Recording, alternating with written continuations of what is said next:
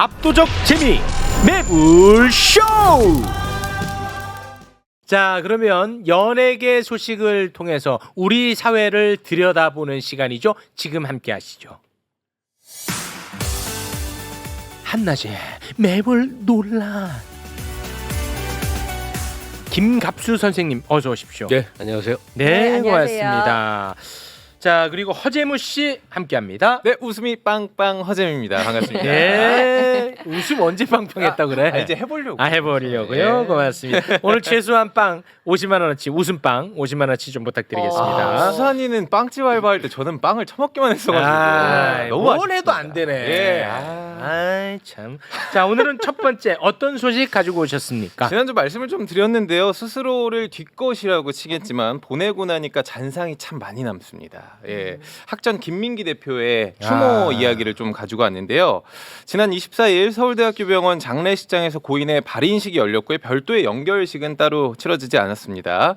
장지로 떠나기 전에 고인이 평생 읽었던 학전 앞마당을 들렀는데요. 이 학전이 지금은 사실 운영되고 있지 않거든요. 33년 만에 재정악화 등으로 문을 닫았습니다. 예, 이제는 아르코 꿈밭극장이라고 해가지고 문체부 산하 한국문화예술위원회가 운영을 하고 있습니다.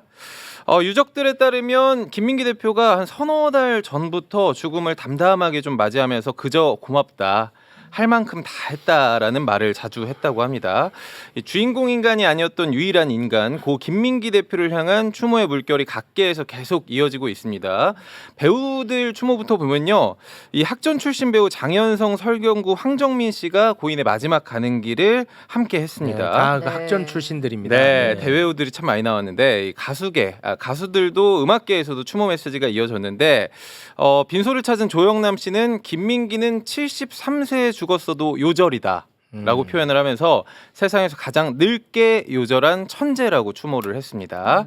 방송계에서도 추모가 이어졌는데요. MBC는 26일 고 김민기 추모방송 라디오 이종환의 밤으로의 초대 김민기 스페셜을 긴급 편성을 했습니다. 이 방송에는 1993년 3월 초대석에 참석한 김민기 대표의 육성이 그대로 담겨져 있었는데 이 당시에도 방송국 인터뷰를 굉장히 꺼려했다고 해요. 그래서 이 김민기 대표를 위해서 이종환 DJ가 직접 음반 녹음실로 찾아가서 이 방송을 진행을 했다고 합니다. 이외에도 정계 인사 추모가 이어졌는데요. 우리의 윤통이 또 한마디를 남겼습니다. 페이스북에 동숭동 항림다방에서 선생님을 만난 적이 있습니다. 그 열정이 마음에 울림을 주었습니다. 역사는 선생님을 예술과 세상에 대한 무한한 애정을 지닌 영원한 청년으로 기억할 것입니다. 라고 추모를 했는데요. 사실 이렇게 각계각층에서 뒷것 고 김민기 대표를 향한 추모 소식을 전해드렸는데 지금 학전의 간판조차 유지하지 못하고 있는 상황이거든요. 네. 고인의 유지라지만 정치인 동상 사실 곳곳에 지금 세우고 있고 태극기 조형물 만드는 것보다 좀 그걸 우리가 간직하는 게 순수하지 않나라는 생각이 듭니다. 학전이 지금 충무로에 그 자양분 뿌리 뭐 이런 역할들을 했더라고요. 저는 그럼요. 몰랐는데 그거 좀 아쉽고 안타깝네요. 그러니까 김민기가 얼마나 이제 큰 존재였는가를 되새겨보는 자리처럼 네. 여겨져요. 근데 우리 공식 행사장 같은 데서 애국가 부르잖아요. 네. 우리 국가의 이름이 애국가예요. 네. 근데 많은 나라들이요, 국가 말고 찬가라고 그래서 몇 개가 더 있는 수가 많아요. 우리 옛날에 뭐 서울의 찬가도 있고 뭐 그런데 전 고등학교 때 우리 교가보다 경복 찬가라고 해서 찬가를 더 많이 부르고 그랬어요. 더 친근하게 내용적으로 와닿아요. 네. 근데 우리 이 현대사를 보면 명확하게 국가지정 찬가가 될 만한 두 개의 노래가 있어요. 아침 이슬. 80년대를 상징할 때는 님을 위한 행진곡을 빼놓을 수가 없어요. 그 이전 70년대를 상징할 땐 아침 이슬. 이런 거는 지금 정부에서는 좀 기대하기 어렵지만 언젠가는 이게 소망인데 언젠가는 이게 국가 공식 찬가가 돼서 애국가 못지않게 많은 사람들이 좀 부르고 기억하는 노래가 되면 얼마나 좋겠는가. 그런 소망을 얘기해 봅니다. 살면서 이제 역사를 만드는 존재들, 큰 존재들이 있어요. 근데 분야가 전혀 다르고 전혀 접점이 없어. 이런 사람들이 만나면 어떤 일이 벌어질까 하는데 각 분야에서 역사를 만나는 엄청난 사람들끼리 사람들이 만나면 있어. 어떨까? 그런 게 있었나요? 그 뒷얘기로 김민기 씨 돌아가니까 얘기되는 게 이제 음악 평론가 강헌 씨라고 있어요. 네. 예, 이 강헌 씨가 기록으로 남긴 게 있습니다. 조용필과 김민기는 서로를 어떻게 생각할까? 같은 세대. 그러니까 대중들은 뭐 조용필은 다 알지. 전혀 다른 맥락이잖아요. 맥락이 다르지 완전. 같은 음악에도 너무 다른 동네잖아요. 그래서 이 글의 이제 도입부만 제가 한 줄만 읽을게요. 서로가 서로를 어떻게 생각했는지. 30년 넘은 음악 평론가 생활 중 딱 하나의 기억만을 챙길 수 있다면 나는 주저없이 1997년 겨울에 그 위대한 이벤트를 꼽을 것이다 하면서 조용필이 이제 16집으로 다시 돌아와서 바운스라는 노래를 히트시켰을 그 시점이에요. 네. 그게 몇 년이라고요? 97년 즈음이에요. 아니에요. 아니요, 바운스는 한참 뒤야. 그러면 조용필 그 전인 거. 네, 한참 전이요, 한참 내가 전. 그냥 혼자 짐작을 했던 건데. 에이, 정확하게 하셔야죠. 조용필 16집일 그때래요. 바운스는 한참 뒤예요. 근데 어쨌든 김민기랑 강원이 술을 마시는데 그 김민기가 뜻밖의 이제 강원 씨가 김민기한테 뜻밖의 이제 물어봤대요. 요즘 갑자기 이제 조용필이 좀 그래도 나이가 들어서 좀 주춤주춤 할 때인데 다시 네. 부상을 하니까 네. 형 조용필 어떻게 생각해? 질문이 왔구나. 아니, 나이는 어떻게 돼요? 조용필 한 살 차이. 누가 많아요? 조용필이 50년생, 김민기가 51년생. 어. 그러니까 그 한 살 차이인 거죠. 어, 그러니까 뭐 네. 동년배인 거죠. 네네네네. 네. 그래서 그랬더니 김민기 대답이 그랬대요. 이 글에 있는 내용이에요. 궁금하다. 너 내가 조용필 싫어한다고 할 줄 알았지? 아니야. 엄청 좋아해. 하여튼 그런 얘기를 해. 그러니까 그 김자 형이 감옥에 있을 때 그 노래가 조용필 노래가 들려서 가슴이 너무 애려갖고 그랬던 얘기를 들으면서 나도 그 가슴이 조용필 노래 때문에 찡했었거든. 하여튼 그런 얘기를 나눠요. 아니 그러니까 아티스트로 존중하고 그런 걸 넘어서서 본인도 그 음악을 소비를 했던 거예요? 뭐 어떻게 했는지 모르지만 하여튼 굉장히 좋아한다는 표현을 했어. 그 의외네. 근데 공교롭게 며칠 후에 이 강원 씨가 다시 조용필을 만나서 또 술을 마시게 됐어. 그 조용필한테 물어보는 거예요. 형은 김민기 알아? 그랬더니 당연하지. 그러니까 김민기 어떻게 생각해? 그랬더니 조용필 씨가 아무것도 거르지 않고 말이 되게 없는 사람이래거든요. 툭 나오게 난 김민기 존경해. 그러니까 같은 나이인데 존경한다고 하는 말이 탁 나온 거예요. 이거구나. 그럼 둘이 좀 만나게 해보자. 평생 한 번도 마주친 적이 없거든. 네. 하여튼 그 자리를 성사시키는 얘기가 쭉 있고 드디어 이제 김민기 씨를 대동해서 조용필한테 가서 앉아서 1시간에 소주 10병, 2시간에 24병을 이제 쫙. 두 분 다 주당이에요. 주당이에요. 두 분 다. 그러니까 강원 씨도 주당이야.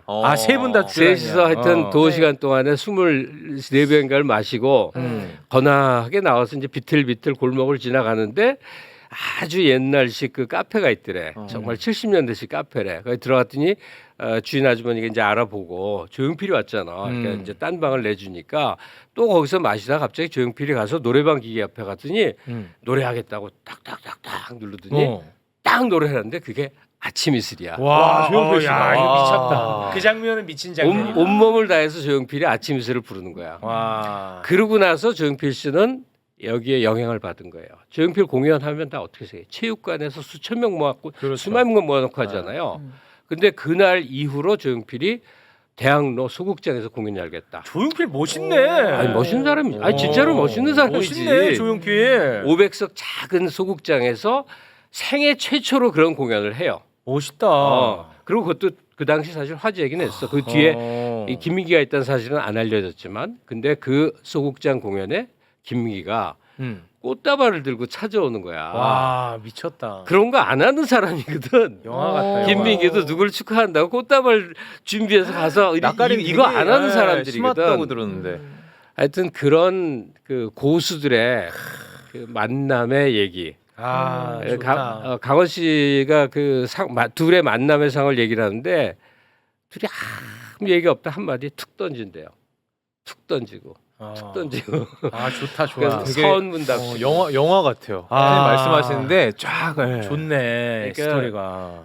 다 거인들이거든. 시대를 만난 그럼요. 거인들이거든요. 거인들. 하여튼 그 장면이 이렇게 강원 씨 글이 좀 세심해서 그려지더라고. 너무 좋네요. 네. 자, 그리고 이제 글을 떠나 보내는데 많은 사람들이 추모의 글을 하는데 난 누구라도 할 수 있다고 생각해요. 그럼요.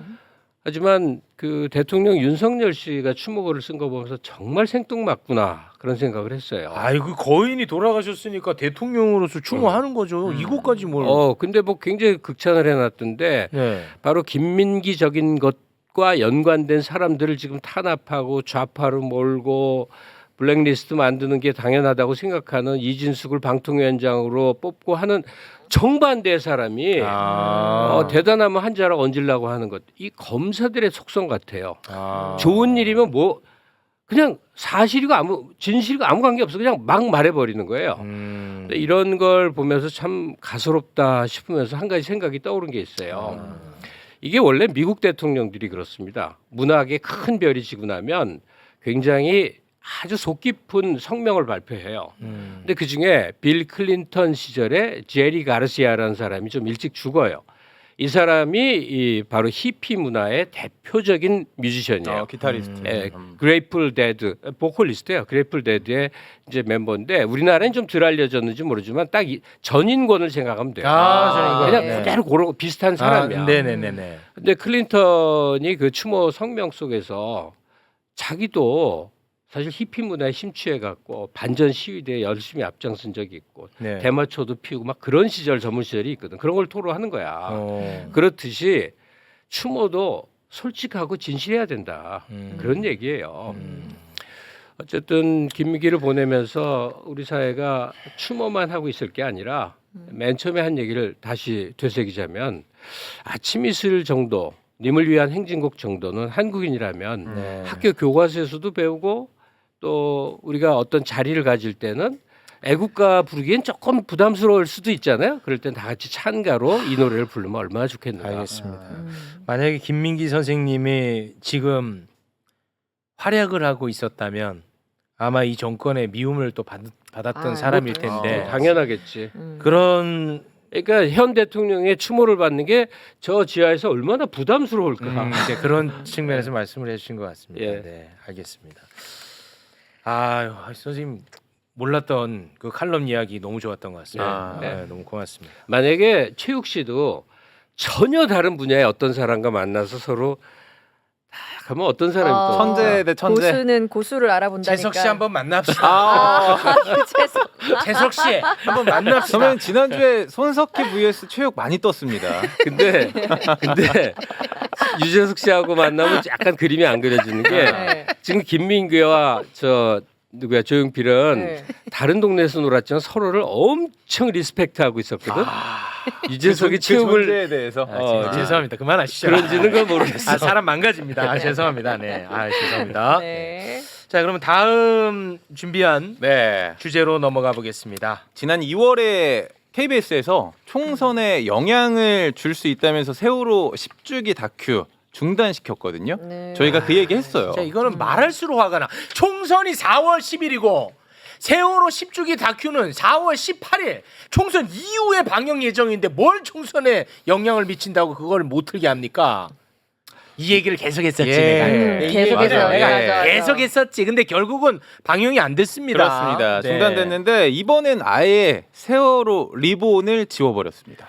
와, 나 이거 진짜 너무 놀랐네. 이 뉴스. 말씀을 좀 드릴게요. 제가 지난 25일 KBS 뉴스9에서 현장 취재 기자하고 생중계 연결을 해요. 내용이 방송사법 반대하는 여당 의원들 필리버스터 상황을 전달을 하거든요. 근데 노트북 하단 보니까 지금 좀 올려주시죠.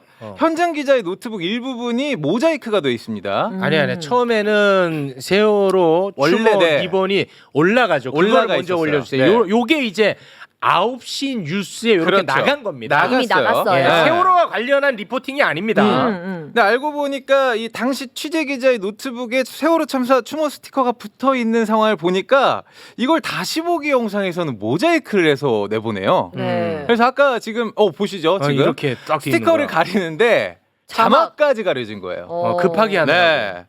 근데 이 기자가 이제 같은 날 심야 시간대 뉴스에서도 똑같이 국회 상황을 생중계 연결을 하거든요. 네. 이번엔 노트북에 세월호 스티커가 떼어져 있었습니다. 떼어져 있어요. 이후에 없네. 이제 KBS 뉴스9 전체 영상에서 해당 리포트만 지금 삭제가 돼 있는 상황인데 MBC에 따르면요, 이 뉴스 직후 해당 기자는 부서 간부 2명에게 전화를 받고 이건 아니지 않냐? 라고 질책을 받고 그리고 직접 수정해라라는 지시를 받았다고 전해집니다. 여기서 그만하는 게 아니라 경위서를 제출해라. 와. 라는 이야기까지 받은 것으로 지금 전해지고 있거든요. 보통 방송에서 지선 선배님 모자이크 네. 하는 경우 뭐 흉물스럽거나 네. 피가 나오거나 뭐 욕설이거나 욕설이 뭐 이제 저희가 상표를 가리거나 네네. 담배 가리거나 이거 아니면은 잔인하거나 선정적이거나 이런 장면들인데 그렇죠. 노란 리본이 여기 어디에 해당하냐고요. 아 이거는 내가 볼 때 진짜 이거 별거 아닌 뉴스처럼 보일 수 있는데 네.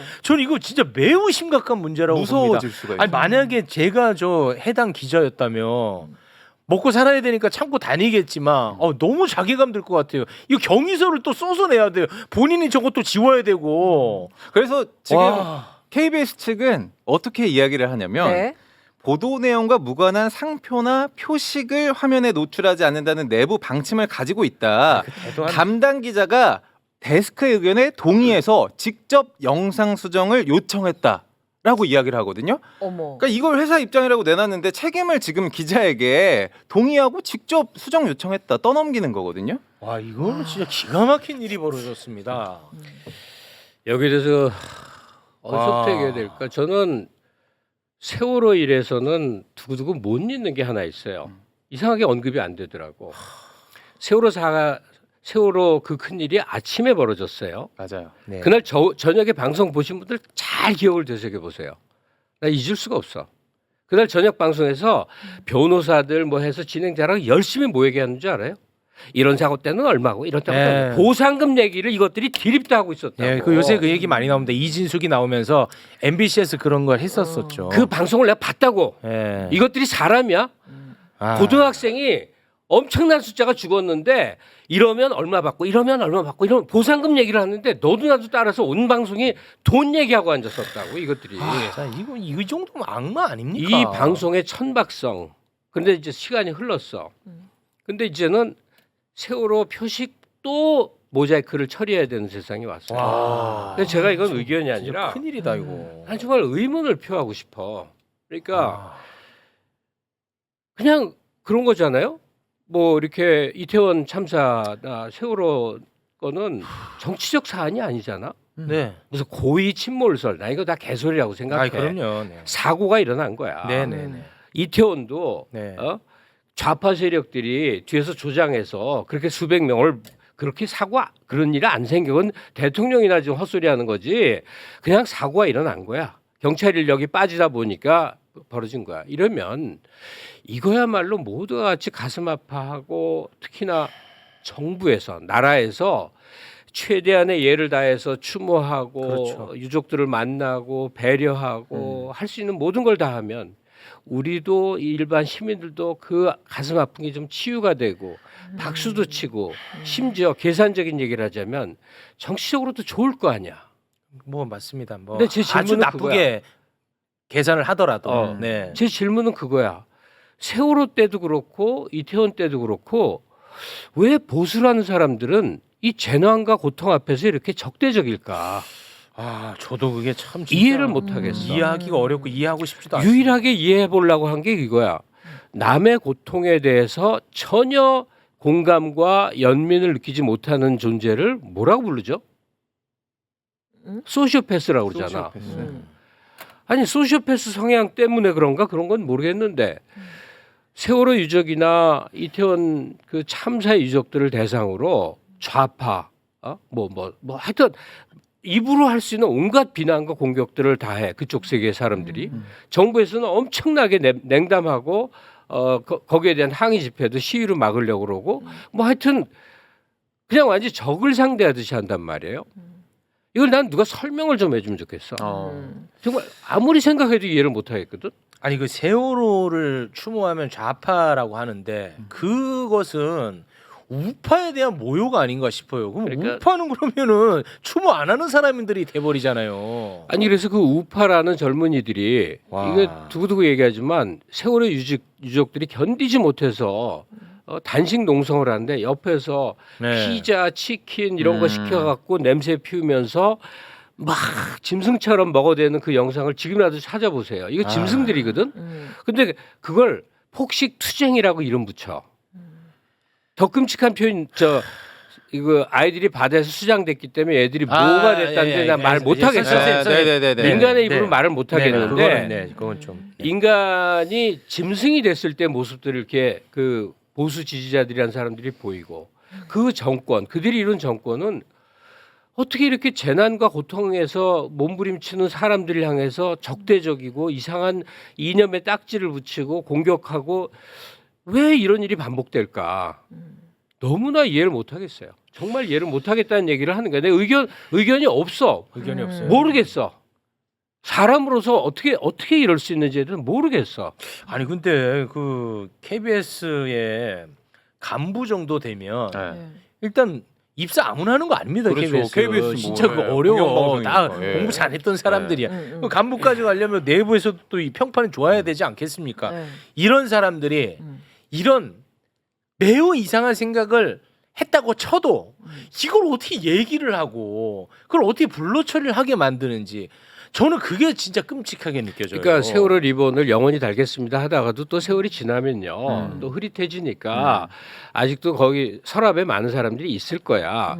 하지만 방송에 세월호 리본 하나 보였다고 그걸 모자이크 처리하는 와. 이 세상은 어떤 세상이 이거는 진짜 저는 그런 생각이 들더라고요. 이 방송사 윗대가리들이 저 위에 사람들한테 잘 보이려고. 그러니까 그게 왜 윗대가리가 잘 보이는 걸까? 그 윗대가리 대통령 부부는 어떤 사고 방식을 하길래 세월호나 이태원 참사의 유족들을 적이라고 인식하고 그들이 노출되면 뭐 엄청난 큰일인 듯이 이렇게 처신하고 그들은 내가 왜 그런지 답을 알고 있을까요?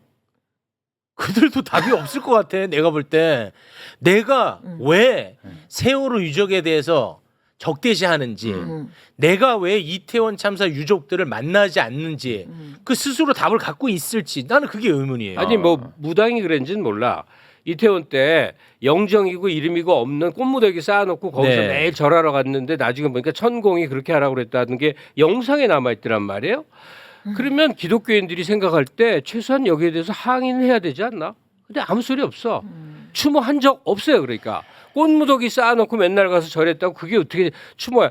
추모받을 당사자들의 영정과 이름이 존재해야 그게 추모인 건데 그냥 꽃 쌓아놨다고. 이런 일은 왜 벌어졌고. 네. 그러니까 거듭 말하지만 저 심성이 어디서 기인한 걸지는 좀 누군가 연구를 좀 해줬으면 좋겠어. 근데 네. 결국엔 잘 보이려다가 자살골 넣은 게 아닌가. 본인들이 잘 보이겠다고 모자이크 처리했는데 그게 지금 또 화두가 돼가지고 저희가 이렇게 이야기를 하고 있어요. 아니 그러니까 칠레 광부들이 뭐 광부였나 하여튼 큰 재난이 있었어. 그거 나올 때 그 칠레 국가수반이 와서 와 그 사람 대단하더만 그냥 너무 좋으니까 막 그냥 이 연희 사람이 하는 행동을 해. 막 붙들고 울고 뭐 이런 거. 태국의 그 청소년들이 동굴에 갇혔다 빠져나올 때 나라의 지도자들은 그래야 되거든. 같이 울고 같이 웃고 뒷수습을 어떻게 할지에 대해서 정말 지혜로운 행동을 하고 극진해주고. 근데 왜 우리나라는 이게 안 되지? 너무나 이상해. 네. 이상한 걸 질문을 드리는 거예요. 그래서 이 관련해 갖고 그 이진숙 후보자한테 물어봤어요. 네. 너 지금 이 KBS 사태 지금 이 모자이크 처리 어떻게 생각하냐라고 했더니 역시나 답을 하지 않더라고요. 이진숙 얘기는 보도가 많이 돼서 안 하려고 그랬는데 답을 하질 않아. 위안부 문제에 대해서 네. 또 몇 가지 네. 이 과방위원장이 최민희 씨가 질문을 하니까 네. 한일 동맹. 논쟁적인 사안이라 답변을 못한대. 네. 그러면 한국인이 아니잖아. 그렇죠. 한국인 입장에서는 위안부 전원이 강제 동원됐다는 게 아니에요. 강제 동원 사례들이 존재하기 때문에 그렇죠. 항의하는 거야. 네. 그래서 한일 간에 잘 지내는 거는 시민사회의 몫으로서 잘 지내자고. 네. 그러나 우리가 역사적 시비거리를 포기한다면 우리는 영원히 일본의 하위 단위를 자처하는 일이 된단 말이에요. 네. 역사적 시비거리에 엄정해야 되는 거는 국가의 기초적인 사명이에요. 네. 여기에 대해서 방통위원장 장관급이 될 사람이 나는 말 못합니다. 말 못해. 오염수가 아니라 처리수입니다. 처리수입니다. 네. 이런 입장을 가진 사람들은 그런 사람이 있을 수 있다고 쳐. 그러면 극우 유튜버를 해야지 국가 공직을 맡길 수는 없는 거잖아요. 그렇죠. 국가 공직의 기본 중에 기본은 국가관이야. 내 나라의 입장에 서서 이 세상을 바라봐야 돼. 우리가 외교부 장관을 만들었는데 외교부 장관이 협상해야 될 상대국 이익의 입장에서 막 협상을 한다고 저 너무 이상한 일이죠. 말이 안 되잖아. 네. 이 똑같은 거야. 공직 후보자의 저 가치관이 저런 모습이란다면 오늘 내일 뭐 임명한다는 뉴스가 막 나오는데 이준석 씨가 이 청문회 과정에서 보여준 저 가치관을 토대로 해도 방통위원장을 임명한다면 이거는 전 사회가 들고 일어나야지. 왜? 방송은 공정해야 되잖아요. 네. 근데 극우 사상에 빠져 있거나 뉴라이트 일본 이 숭상하는 입장에서 모든 걸 생각하는 사람이 방송통신위원장이 돼서 공영방송 사장을 막 갈아치우고 제재를 가하고 이런 짓을 한다면 아유, 말이 안 돼. 이거는 국민들이 다 저항을 해야 될 일이지. 이게 그러니까 무슨 일인가. 이진숙이 방송 진행자로서도 부적합한 인물인데 수없이 많은 방송에 심판자 역할을 하는 거 아닙니까? 그러니까 정말 끔찍한 일입니다. 네. 사도강산 관련해 가지고도 또 우리 정부가 승인하면서 네. 문화유산에 또 등재가 됩니다. 만장일치로. 그 자세한 내용은 제가 또 내일 다루도록 아니 하겠습니다. 근데 그 기회가 되면 최욱 씨가 훨씬 그 접하는 범주가 넓으니까 이 좀 그 영향력 있는 그 위쪽에 보수 인사 보면 물어보세요. 솔직히 말해보자. 그러니까 일본이 상국이고 우리가 하위 국가로 들어가는 그 관계를 인정하고 그렇게 하겠다는 거냐 물어보자고. 왜냐하면 지금 착착착착 그렇게 하고 있잖아요. 네. 너무 그거한테 물어봐야 돼. 사실 대통령한테 물어봐야죠. 좀 대통령이요? 못 만나는데. 일본의 하위 국가를 우리가 자처해서 그러면 또 보자. 그래 우리가 일본의 꼽은 국가가 된다고 좋아. 그래서 생기는 국가 이익은 도대체 그렇지. 뭐가 있느냐. 맞아. 우리가 미국과 중국한테 굉장히 이 굴욕적일 때가 있어요. 예? 그런데 그걸로 인해서 얻는 게 굉장히 커. 맞아. 난 그거는 계산적으로 있을 수 있다. 저도 그럴 수 있다고 보는 입장입니다. 대통령이 데리고 갔는데 네. 기자들이 좀 맞아. 근데 그거 찍소리 못해.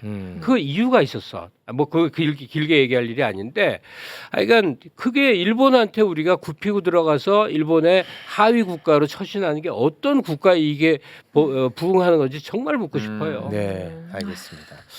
자, 시간이 좀 많이 지나서요. 네. 오늘은 여기에서 마무리 짓도록 하겠습니다. 오늘 함께해 주신 두 분 고맙습니다. 감사합니다. 네, 고맙습니다. 고맙습니다.